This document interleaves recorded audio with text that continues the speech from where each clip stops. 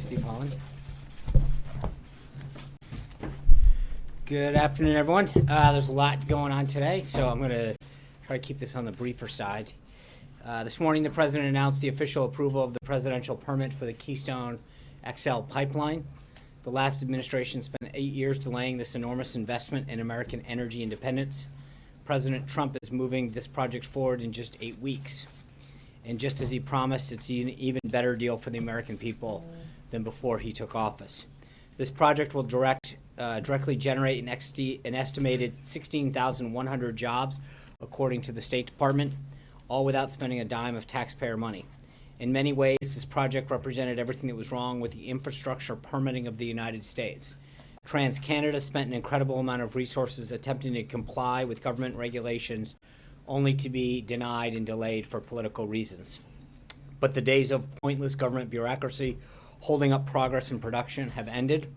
By simply getting excessive duplicative regulations out of the way, we can make infrastructure projects more attractive, a more attractive prospect for private investors, and encourage even more projects like this one. Immediately following the announcement by TransCanada, the President announced that Charter Communications has committed to investing $25 billion here in the United States and hiring an additional 20,000 American workers over the next 4 years. Charter Communications is truly an example of how American leadership can turn a downward into an amazing success. 5 years ago, Charter Communications was a struggling company that had slowly emerged from bankruptcy. Today, thanks to the hard work and great leadership of Chairman and CEO Tom Rutledge, it is the fastest growing television, internet, and voice company in the nation. And most importantly, as Charter grew, American jobs grew, as they brought back many jobs that had previously been shipped overseas. Today, Charter is also committed to completely ending its offshore call centers, basing 100% of them in the United States. Together, the TransCanada and Charter Communications announcements demonstrate the new economic model by what the President calls, quote, the American model. By slashing job-killing regulations and reducing government burdens and lowering taxes, we will make it easier for all businesses to grow right here at home, generating jobs and boosting our economy by getting government out of the way. Following these big announcements, the President had lunch with Secretary of the Treasury Steve Mnuchin. He was joined by Speaker Paul Ryan. I'll update you in a second on that. Later in the afternoon, the President will host a Greek Independence Day celebration. And as I mentioned yesterday, at 4 o'clock, he will meet with about 24 Medal of Honor recipients to honor Medal of Honor Day, which is technically tomorrow. He's honored to be hosting these great men and women of our armed services, the greatest force for peace and justice the world has ever known. And obviously later today, the House will be voting on the American Health Care Act. The current vote is scheduled for 3:30. The President has been working the phones and having in-person meetings since the American Health Care Act was introduced. He's left everything on the field when it comes to this bill. The President and congressional Republicans promised the American people that they would repeal and replace this broken system. Obamacare's Washington-driven one-size-fits-all plan had 7 years to prove its case, and look what it's left us with. Skyrocketing premiums. On average, premiums for Obamacare benchmark plans increased 25% in 2017. Unaffordable deductibles. The two most popular Obamacare health plans have average deductibles equivalent to 10% and 6% of the median American household income. With these high deductibles, many people have technically insurance, but nothing that they can afford to use. Fewer choices. 1 in 5 Americans have only one insurer offering Obamacare through exchanges. And of course, higher taxes. Key conservative groups like the Tea Party Express and American Conservative Movement have added themselves to the long list of organizations expressing their support for the American Health Care Act because they know it's our chance, after the American people have spent years suffering, to finally repeal and replace the nightmare of Obamacare. The President looks forward to seeing the House Republicans join with these influential voices and vote in favor of the American Health Care Act. The President, as I mentioned, had Speaker Ryan come up here and visit with him to update him on the bill. They are continuing to discuss the way forward on this. The Speaker is updating him on these efforts. As I mentioned to many of you, the President has been working throughout the week on this, starting early in the morning and working till late at night, calling with members, visiting members. By our count, over 120 members have personally had a visit, call, or a meeting here at the White House in the past few days, which is an extraordinary feat The president and his team have committed everything they can to making this thing happen, and the speaker is going to continue to update him on the way forward.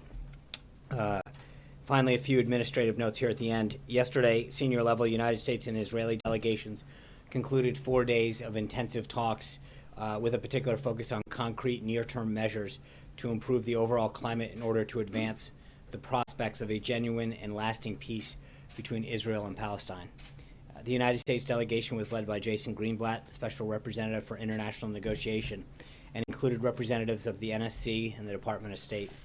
A principal focus of the discussion was specific measures that could have a meaningful impact on the economic environment in the West Bank and Gaza, allowing the Palestinians to more fully realize their economic potential. Two delegations also discussed Israeli settlement construction. The fact that both governments dedicated such senior delegations for so many days reflects the close cooperation between these countries and the importance that both assign to this vital task. Last night, the president announced his intention to nominate several key additional people to the administration, including Athea Coetzee to be Deputy Administrator of the Small Business Administration, William Francis Haggerty IV to be Ambassador to Japan, Robert Sumwalt III to be a member of the National Transportation Safety Board, and also this morning, of note, the United States District Court for the Eastern District of Virginia upheld the president's revised executive order protecting the nation from foreign people who seek to do us harm into the United States. We're pleased with this ruling, which found that the plaintiffs had no likelihood of success on the merits of their claims. As the court correctly noted in its opinion, the president's order falls well within his legal authority to protect the nation's security. We're confident that the president's fully lawful and necessary action will ultimately be allowed to move forward through the rest of the court systems. In terms of the schedule for this weekend, the president will spend a working weekend here in Washington, and we'll update you with further details regarding his schedule. With that, get to your questions. Steve. Is your understanding that you don't have the votes to pass the health care legislation? Is that the message the Speaker Ryan delivered today? And if so, what lessons do you draw from this process? Well, I think the Speaker's currently having a conversation with them to talk about where that vote count stands. He's working with the members. The President made a sell. He had the Tuesday group here. There were 17 members here. 16 walked out as a yes. I think we've had a group of members that we've continued to have a conversation with and try to make, frankly, at this point, it's not a question of negotiating anymore. It's understanding the greater good that's at hand. The president understands this is it. We had this opportunity to change the trajectory of healthcare, to help improve, put a healthcare system in place, and end the nightmare that Republicans have campaigned on called Obamacare. I noted yesterday it was the 7th year anniversary of Obamacare. We have an opportunity to make sure that was the last one, and the question is, do members realize this opportunity?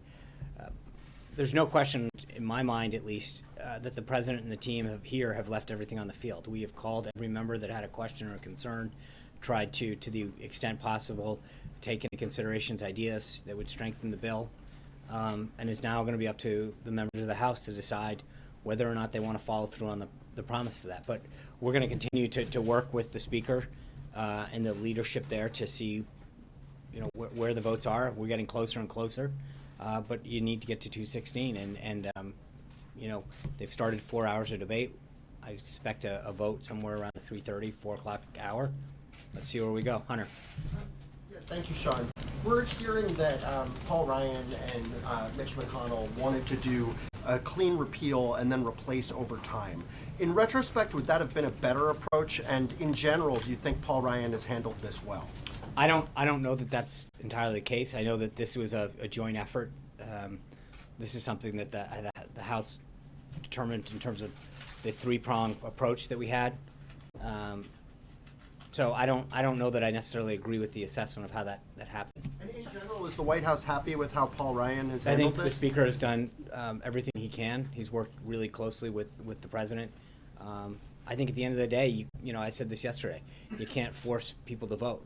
But I think we've given them every single reason to fulfill every pledge that they've made, and I think this is the right thing to do. Maggie, I don't want you to live tweet this anymore. So. Yeah. What is the White House's view if this does not pass and there aren't the votes? What does this mean going forward for other pieces of the president's agenda, tax reform being the big one? Yeah, look, I don't. I've said it before. I don't think you tie any of these together. That's just not. I think there's a huge appetite for tax reform, and I'm not trying to juxtapose anything to do with today's vote or not. I think it would be great to see it put forward. The president's put a lot of time and effort into this, and I think he's made a strong case as to why this has to happen. I think we've worked with the House. If we don't get, if regardless of what happens today, and I still feel optimistic that the Speaker and the President and the Vice President, they got a team that's been up on the Hill most of the day. They're going to continue to try to get every vote they can, but that doesn't mean, I mean, whether it's immigration or tax reform, there's still a huge appetite out there. So. Just to be clear, I mean, if this fails today, is the president done with So healthcare? negative. What we're hearing. Well, that's what you're hearing? Well, I haven't heard that yet, so why don't we continue with a very positive, optimistic Friday. The sun's coming out. I feel really good. So we're going to continue to work as late as we can to get the votes. And as I said, the upside is that, we continue to pick up votes. People continue to say that they want to be us. The question is, can we get to 216? But make no mistake about it. I mean, the president made it clear last night. This is it. You have an opportunity to do what you've told the American people, the commitment that we as a party have made. But this is your chance to do what we've done. We've listened, we've incorporated, we've updated in every way possible. I don't think, when you look at legislative efforts, I think the president has given it his all. And I think it shocked a lot of people, frankly, how very, very detail-oriented, how personal it was for him, calling members, as early as 6 in the morning and going to 11 o'clock at night the last several nights, sitting down, meeting after meeting with them, coming back and revising it, having his team back and forth. Everything's out there. And I think each of these members needs to make that decision, whether or not they believe that they've, at some point you can only do so much is what I would honestly tell you. And I think everything that we can possibly do to listen to members, to get their concerns in this piece of legislation, to make it as strong as possible for the American people, has been done. But is the president comfortable then with Obamacare continuing? And what does he say No, to his he's not. supporters? I mean, of course he's not. With a promise that he would repeal this. I mean, I'm not even sure where to start with that. No, he's not, which is why he's literally put as much effort as he has into repealing this. And so, but he's made it clear that this is our moment. This is our opportunity to do it. But it is now up to members to make that decision whether or not they want to be part of this effort to repeal Obamacare. And if they don't, and I think for a lot of you saw the president's tweet this morning, I think for a lot of these members who life is an important issue as well, this is your opportunity. But it's ultimately them that have to go down on the floor and cast that vote. And I think that, we've been able to cast a bunch of votes over the past couple of years when you knew a president wouldn't sign it. You now have a president that's going to sign the bill if you pass it. And now is that time. Zeke. Some months ago, the Republican National Convention, the president said the American people, I alone can fix it. Throughout the entire campaign, his message to his voters, the American people, was he's a businessman. He knows how to get deals done. He knows how to break the gridlock in Washington. He knows how to. He's the closer, is what you said earlier this week. If this vote does go down, what does it say about the president? Is the president humbled by this process? And is he, will he readjust Let's his not, administration going forward? I'm not, like I said to Jill, I'm still optimistic. I feel like we're continuing to work hard.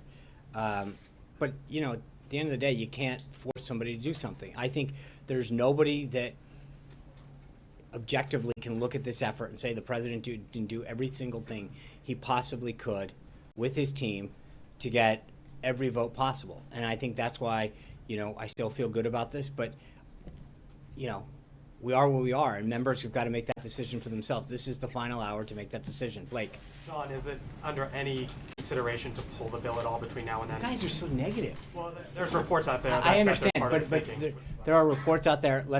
The speaker and the president are talking now. The leader and the whip are, doing their vote counts. The debate is ongoing. We're going to continue. We are proceeding with a 3:30 vote as scheduled. John. Take me through some of, if you don't mind, the thinking yesterday when the bill was pulled and then the president had made the decision or his team, they went to the Hill saying there's going to be a vote today. At what point did he make that calculation? Why did he make that calculation? Can you bring us through some of that? Yeah, thinking? I mean, there's a couple things. One is I think we wanted to be as open as possible with the vote. Having it on the current trajectory last night, it was going into the wee hours of the morning, and I don't think that for all that we've talked about, that wasn't the appropriate way to vote. I think we decided to work with the House and ask that they postpone and make sure that it was done in the light of day. But I think that he's had enough discussions, and it is not about improving the bill anymore. I think he has taken into consideration every member's thoughts and concerns and relayed those to the House. And I think to the extent that this balance of trying to get to 216 in this case is such that there are some people that come in with ideas and you say, if you do that to get your vote, I'm going to give up 26, or to get these 3, I'm going to give up 12. And I think we have struck in the right balance right now and incorporated it, and it's the strongest possible bill. But he's going to continue to work as hard as he can until the very end. Charlie. How important is a live vote to the White House and to the president watching to see who's on his side and who's not? We know. I mean, we have a whip. I mean, we've seen the whip counts. The whip, Mr. Scalise has done a phenomenal job with Leader McCarthy. We know who's, where the vote count stands, and so it's not. We don't need a live vote to tell us where the votes are. People have been pretty straightforward with where they are and what their outstanding issues are. The president and the speaker are meeting right now. Can you tell us anything about the character of that meeting or what exactly they're looking at going forward? Well, they're discussing. They're not looking. They're sitting down and talking about where it stands, some of the outstanding issues, and whether they're onesies or twosies or five. How many? What are the concerns and outstanding issues of some of the blocks and some of the individuals, and having a discussion on that. Anita. Sorry. If there's somebody that's going to ask when it passes, and you can. Okay, well, do you want to have a briefing right after the vote? Okay. All right, you got score 1 for you. If the bill doesn't pass, does the president still have confidence in I think he Speaker answered Ryan? that question earlier Well, today. does he think that he should step down if it doesn't pass? He answered that question earlier, and he said he did. So, asked and answered. And then logistically today, after the vote, whatever happens, how will we get a response from you all? Electronically or verbally, but one of the two. Peter. Thank you, Sean. This is the president's first foray into the legislative sausage-making process, so to speak. Yeah. Has he reflected at all on the experience? I mean, how does he feel it differs from, for example, negotiating a real estate deal, a business deal? Is it more complicated? Is it trickier? What's his feelings about it? I think we'll have plenty of time to reflect on it after we do this. So I'll know. I know that I'll just leave it at that for now. Kristen. Thanks. Without prejudging the outcome of the Thank vote. you. Does the president in any way regret pursuing health care first, given how complicated it has been? No. I think if you think about it legislatively, in order to maximize, and I know this for most people it doesn't make a ton of sense, but the savings that you achieve through the first reconciliation of healthcare, which we're doing through the 2017 budget process, which still continues, allows us to utilize the savings in that process to maximize additional tax reform measures that will start in the FY 2018 reconciliation process. So while that sounds like a ton of inside baseball gobbledygook, the reality is in order to maximize tax reform, both on the corporate side to make our businesses more competitive and to give individuals, especially middle-class Americans, more tax relief, doing this in that way maximizes the amount of savings that you can use for the second reconciliation package, which would be tax reform. Doing it the first way, you can do, but again, you're not going to achieve the full potential that you could if you did it the way that is happening now. But that being said, I mean, it's not a question of, we all knew how big this was. It's 1/5 of the economy and what it took. The issue is that I think, the disparate interests that are there and some of the process explaining, if you will, that understanding the way that this is happening, and I think legislatively it's complicated. And for a lot of folks, that just understand, why can't you do it all in one foul swoop? what's the Byrd rule? What's reconciliation? Why do you have to do it in 3 phases? I think for a lot of people that is a little bit complicated to understand and and it's not just a question of understanding. I think one of the other things that the president and the team have found is that there's a lot of issues where people are wondering, well, if I vote for this, how can I guarantee that I get something in phase 2, which is the administrative pieces that Secretary Price would institute. And then third is, well, these legislative things that will take 60 votes that complete the overall package. How do I have trust? And so there's a lot of the comprehensive nature of this makes it very complicated. And I think that's a lot different. Normally you have one bill that sails through and it deals with all of these things and you can roll it all in. If someone has an amendment, you add it in. In this process, we're having to have all these one-off discussions about, will the Senate accept this if you put it in? If you put it in, not only will they accept it, but will the Byrd rule take place and kick out the whole thing? There's that complicates this probably like nothing else. Understood. Just to put a fine point on it, though, was it his initial ask to do healthcare first, or did House Speaker Paul Ryan say, I think this was something that during the transition we sat down and gamed out in coordination with the House in terms of what should go first and why. But again, it's not a question of just what should go first. It's a question of if you don't do it first, do you lose some of the potential and savings that you would achieve through the second reconciliation? Would it have been wiser to try to work with the Freedom Caucus, for example, on something like infrastructure reform to build up some goodwill? I think, look, Kristen, we've talked about this since 2010. Every Republican, with the exception of probably a handful, has campaigned from dog catcher on up that they would do everything they could to repeal and replace Obamacare. And I think to get in and say, hey, you should have done something else, wouldn't be fair to the American people who have said, okay, I'll vote for you, but I want you to fulfill this pledge. And just finally, does the buck stop with him on this? I mean, like I said earlier, you can't force someone to vote a certain way. I think in the sense that has he done every single thing? Has he pulled out every stop?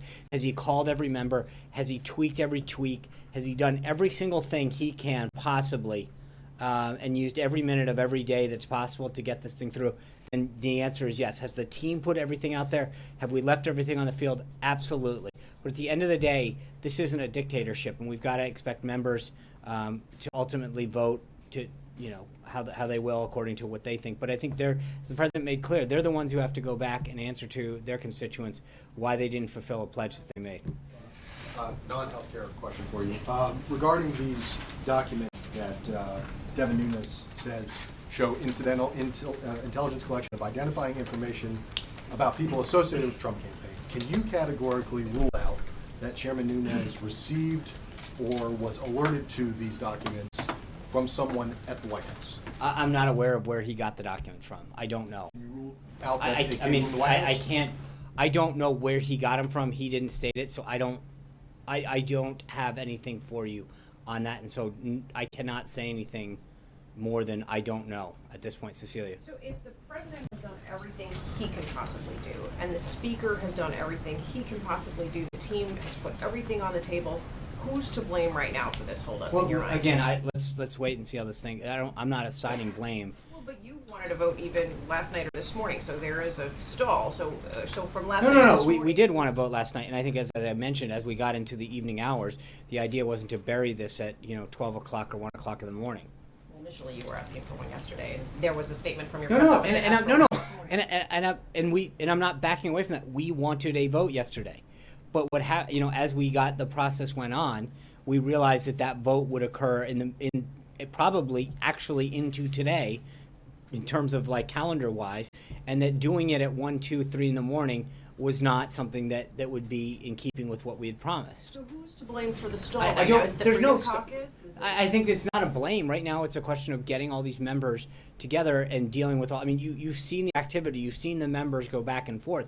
It's right now we're still in that active discussion phase with trying to figure out who we can get on board and whether or not we can move forward. But we're not there yet. But you put this ultimatum out there. Is the president right now still confident that he can see this bill through? That The you president is will confident repeal that and we have replace done Obamacare? every single thing possible, made the case, updated it, added, and done everything to listen to the concerns and to do everything that fulfills the promises that we and members have made with the American people. John.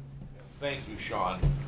Without prejudging the outcome of the vote today, but focusing on your comments and the president's saying this would be a vote against life if people voted Right. against it.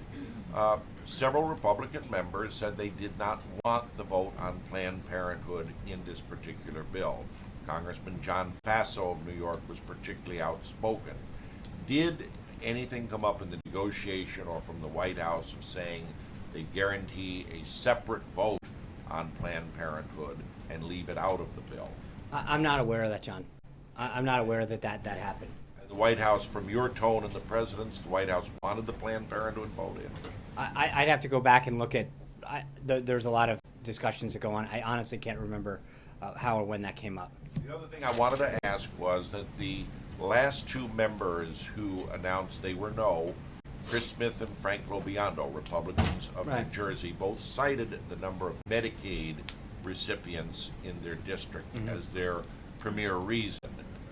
Congressman Lobiando said in 3 counties, 30% of his constituents were on Medicaid, and he wanted no damage. Was there anything discussed on Medicaid? Was it on the table in the negotiations? Well, I know that there was a discussion about the expansion of Medicaid and some of the work requirements with respect to able-bodied Americans who are receiving that. But, you know, I would say this, John, one of the things that, not member-specific to either of the members from New Jersey, is that members have to understand that the current system is unsustainable. So if you vote no today, then what is your alternative? And what do you want? Because right now, there's a lot of folks that have said they're going to vote no, which is, you know, their prerogative. But at the end of the day, the current Obamacare system will collapse on its own. And so the question that they have to ask themselves, or that they're going to be asked by their constituents, is then what is your alternative? Because right now, this is the choice that will save the system. The other choice is to do nothing, and that is going to collapse the system. Amen. Thanks, John. The stock market's been largely looking at this as a proxy for how you're going to do on your tax cut proposal. Can you give me a sense of what the lessons learned here are about how this was handled that you might apply to the tax cut proposal? Look, Eamon, I've discussed this earlier. I'm not going to start getting into lessons learned while we're in the middle of debate of a current bill. I mean, we'll have plenty of time. If you want to stop by over the weekend, we can talk about, you know, I'm glad to sit down with you on that. But again, we're not, right now, we're focused on getting the votes. The House has a vote scheduled. That's what our focus is, not to figure out, you know, we'll have plenty of time for that. Jen.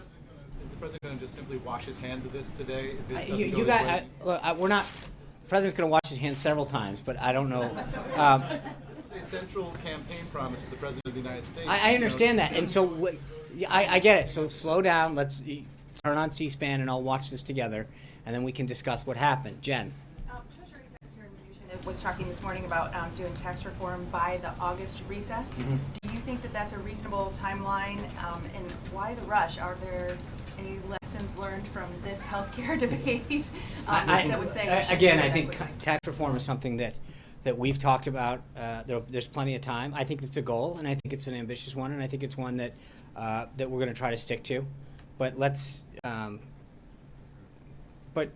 get by today, and then we'll lay it out. But I think tax reform is something that the president is very committed to. If you've seen him very publicly in the last couple open events talk about how excited he is to move on once this is done to tax reform, because he understands both sides of this, that the business piece of this, we are so uncompetitive when it comes to our other worldly competitors in terms of our tax rate. And that when we have these discussions about keeping companies from either shipping jobs overseas or growing, bringing back jobs to America, the two things that come up over and over again are our tax rate and our regulatory system. And I think he understands that on the tax front, we can be a lot more competitive with the rest of the world in growing American jobs here at home and, frankly, expanding manufacturing if we lower that. But also that the American middle class desperately needs and wants a tax break. And I think the more that we can do with that. So this is something that I think we're going to be continuing to work on, and we'll have more on that later. Trey. John, how much credit will the president take for the outcome of this health care bill? I'm going to refer you to like the last 8 people. Let's see where we go from here. Quick follow-up. Yeah. Is the White House still as confident as they were earlier in the week, and is the president still as confident as he was earlier in the week that this health care bill will pass?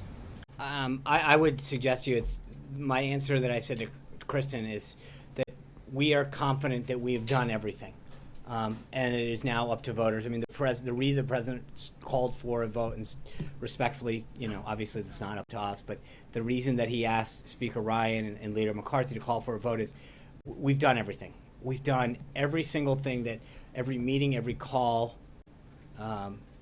every discussion, every idea has been out there, adjudicated, listened to, and I think that now's the time for the vote. And so we're a couple hours away, and let's see where we go. Does the level of confidence remain? I think in the sense of what we did, yes, Peter. Sean, I will ask you, the president can order every surveillance transcript that mentions himself or his associates in regards to Russia for the investigation that he called for to be brought to his desk at any time. Has he done that? No.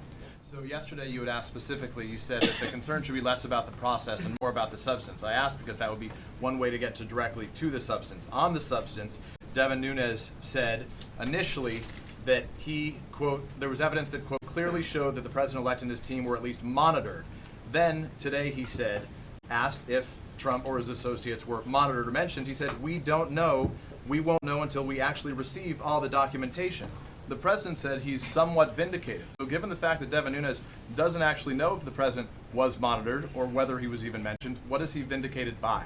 Well, I think that there has been an acknowledgement that that there are documents out there showing that people were surveilled or monitored to some degree. They could have exclusively been foreigners, Devin Nunes concedes. Okay, well, Devin Nunes also made it clear that he's going to have a hearing later next week with several members of the intelligence community and calling them others back.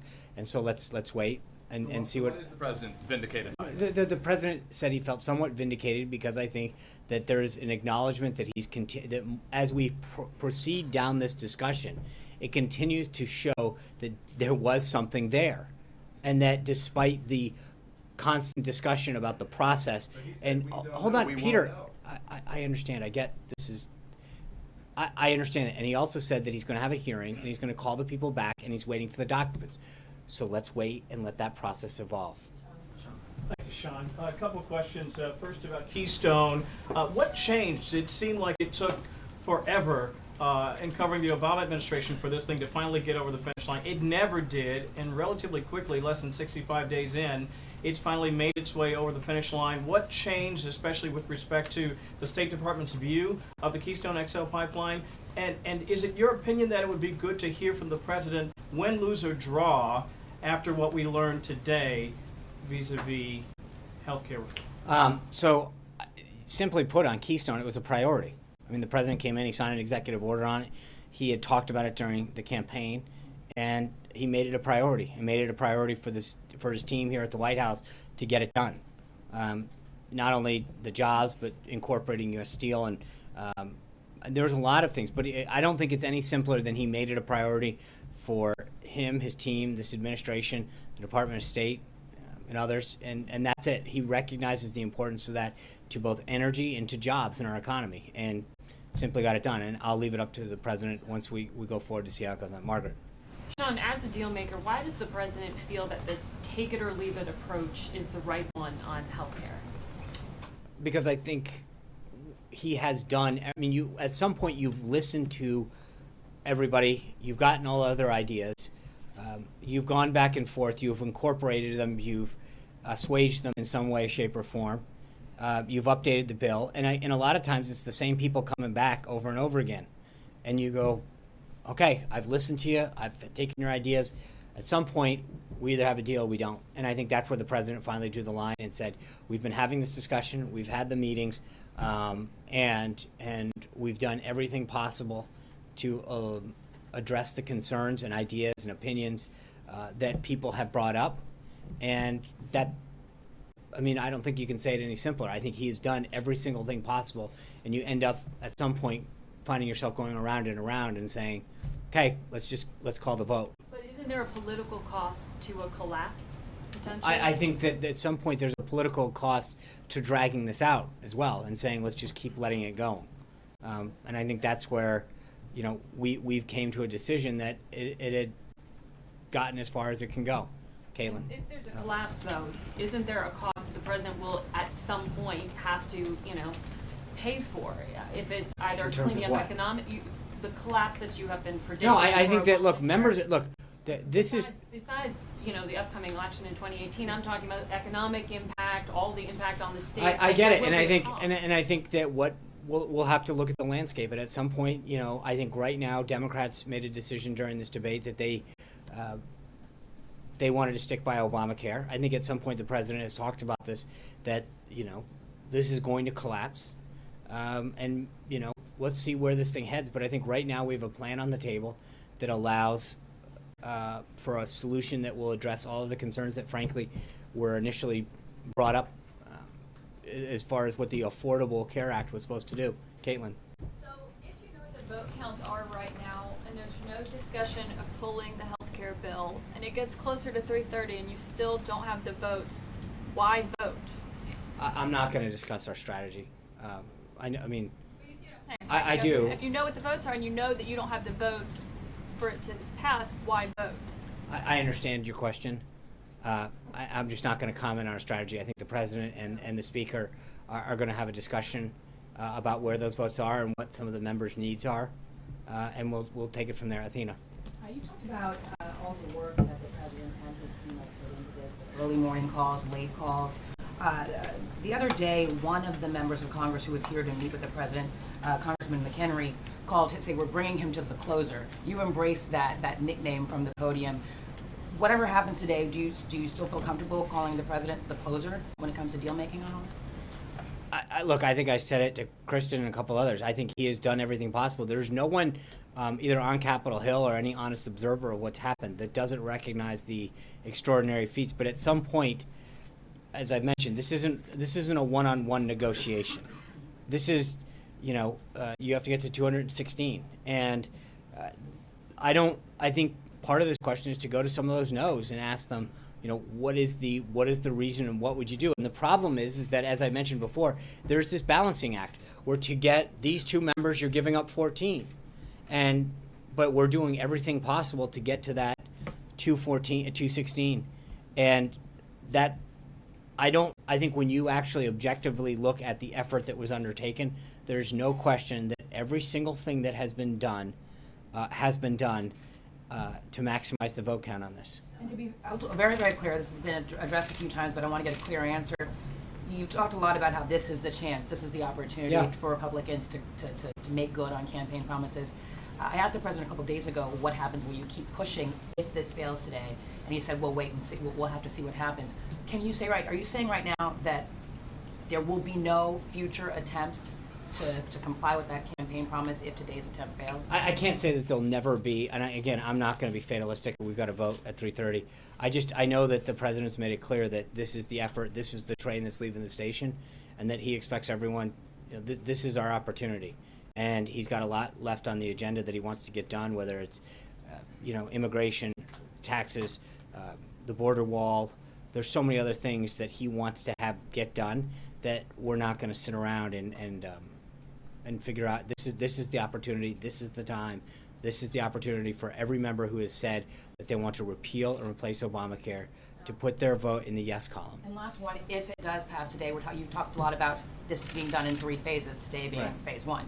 Phase 2 and phase 3, one of the problems I think is that this is not information that is in scorable form. The steps that Secretary Price might take and then what may end up in this final bill. Is there I don't know something yet. At done? some point, maybe it can be. I mean, Can you put the administrative steps that the Secretary I don't Price- know. Is that something that's being attempted to be done? Because that's the kind I of think right information now I we're think kind of members want. focused on the vote, but I think that we'll have either OMB or CBO take a look at not just the other elements, but can you look at it in its totality? I don't know but that's a good question that I can have the OMB folks address potentially with the CBO folks.